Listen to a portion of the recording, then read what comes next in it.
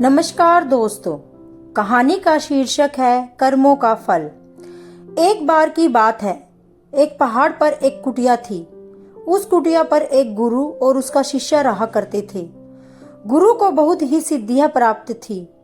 वह ध्यान में बहुत ही ज्यादा लीन रहते थे। उनके ध्यान की शक्ति की खास बात यह थी कि वह ध्यान करते करते भविष्य देखने में सक्षम थे। एक बार ऐसे ही वे ध्यान में लीन थे तो एकाएक देखते हैं कि अगले 8 दिनों बाद उनके शिष्य की मृत्यु तय है और यह भविष्य देखकर वह अत्यधिक व्यथित हो जाते हैं। वह सारी बातों को सोचकर घबरा जाते हैं और वह सोच में डूब जाते हैं कि मेरे शिष्य के पास जीवन के केवल 8 ही दिन शेष हैं। इसके बाद गुरु अपने शिष्य के पास जाते हैं और उसे कहते हैं कि मैं सोच रहा हूँ कि तुम अगले 8 दिनों के लिए अपने परिवार के पास उनके गांव में मिलने के लिए चले जाओ। और वह अपने गुरु को कहता है कि गुरुजी, सच में मुझे भी बहुत दिनों से अपने परिवार वालों की याद आ रही थी। मैं भी सोच रहा था कि मैं भी अपने परिवार वालों के पास जाकर मिल लेता हूँ।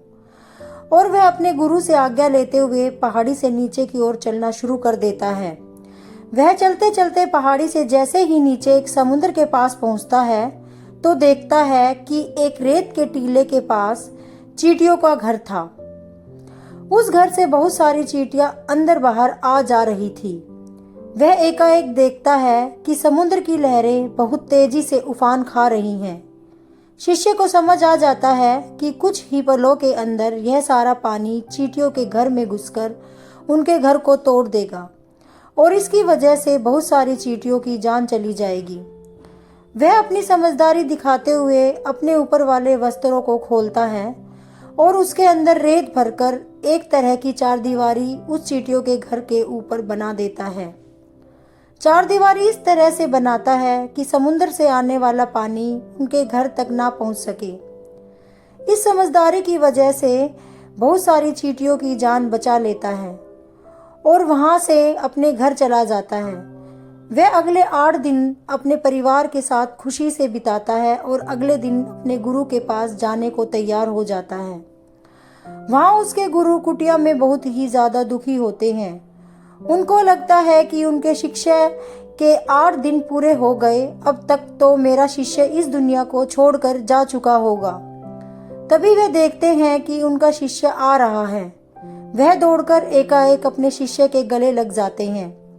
गुरु को समझ नहीं आता है कि कैसे उनका देखा हुआ भविष्य गलत हो गया। वह अपने शिष्य से पूछते हैं कि बेटा, तुमने इन 8 दिनों में क्या क्या किया। शिष्य अपने परिवार के साथ बिताए हुए सारे पलों के बारे में बता देता है। वह ये भी बताता है कि उसने कैसे चींटियों की जान बचाई थी। उसके बाद गुरु समझ जाते हैं कि उसके कर्मों की वजह से ही वह बच पाया था। फिर गुरु कहते हैं कि कर्म जरूर लौट कर आते हैं। तो साथियों, इस कहानी से हमें यह सीख मिलती है, जीवन में हमेशा ऐसे कर्म करो जो कि कभी लौट कर भी आए तो आपका भला ही करे। हमारे कर्म हमेशा लौट कर वापस जरूर आते हैं। धन्यवाद दोस्तों। अगर आपको मेरी ये कहानी पसंद आई तो comment, like, share and subscribe जरूर करें।